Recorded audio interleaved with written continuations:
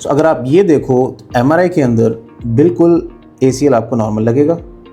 ACL के fibre यहाँ से शुरू हो रहे हैं, ऑल द वे आप यहाँ तक जा रहे हैं और बिल्कुल ऐसा लग रहा है जैसे ACL नॉर्मल है। और आप देखते हैं MRI की रिपोर्ट। तो अगर आप रिपोर्ट को देखो तो रिपोर्ट बहुत अपनी एग्जैक्ट जो उसकी वर्डिंग है that says in one place के ये इसकी पार्शियल इंजरी है, नंबर 1।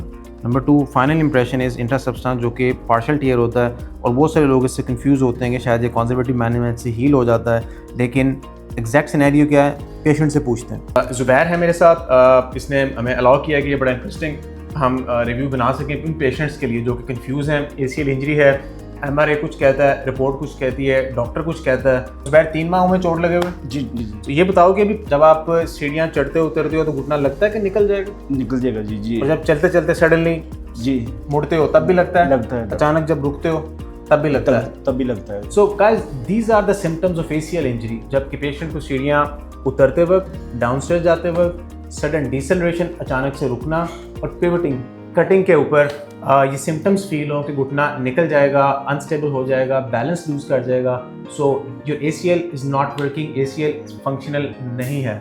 ज़ुबैर, अब ये बताओ कि 3 माह हो गए, अब आपको सेम फीलिंग आहिस्ता आहिस्ता 3 माह से आती जा रही है और ये बढ़ती जा रही है वक्त के साथ साथ? जी इसी तरीके से। सो ऑल दोस्त जो कहते हैं कि ACL कंजर्वेटिव मैनेज हो जाता है, चूँकि MRI नॉर्मल आ रहा है, so this does not mean कि ACL आपका ठीक है। ACL को कंफर्म करने के लिए हम कुछ फेजेस से कंफर्म करते हैं, जिसके बाद हम सर्जरी के ऊपर जो प्लान करते हैं उसको डिसाइड करते हैं कि MRI के ऊपर एक प्रॉब्लम आ गया, पेशेंट की अपनी हिस्ट्री और पेशेंट का एग्जामिनेशन, जो मैं एग्जामिनेशन अभी करूँगा आप देखोगे उसमें दोनों में डिफरेंस है।